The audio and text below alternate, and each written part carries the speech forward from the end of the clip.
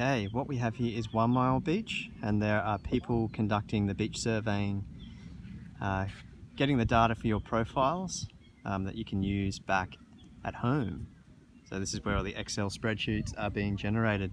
So 1 Mile Beach, I think, looks just a little bit bigger than Bradbury's Beach. It's slightly bigger. If we look out to the back behind where all those people are standing, there's also quite a flat, level location, which means that this beach might have been prograding out over time. So there's been a positive sediment budget, but there's still quite clearly fairly large mud flats in front of this beach. What is different though, if you look over there, there's a jetty and there's a channel. So there's a dredged channel, which has probably changed the hydrodynamics of this area. So either it's encouraged erosion or made this area slightly more highly energetic.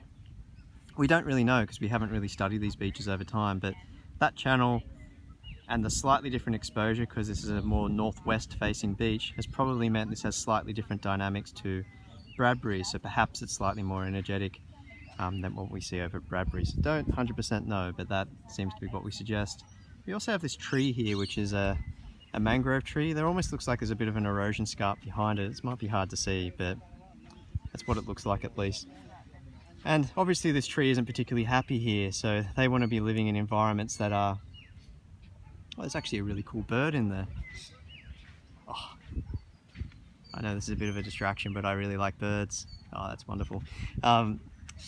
So these trees obviously prefer these kind of muddy environments. There's actually some mangrove trees seemingly happily living out on some of the mud flats in muddy environments, but they certainly don't like living on sand. And same with these casuarina trees, this tree here, they tend to prefer the actual back barrier environment, so the environment behind this kind of berm in front of us here. They prefer to be behind. So if they're sitting on the beach, it means something has happened. So perhaps we've seen some erosion here, and these trees that used to be behind in the environment back there, this beach has moved backwards and has perhaps exposed these trees in this environment. So perhaps we're seeing slightly more erosion here than we used to.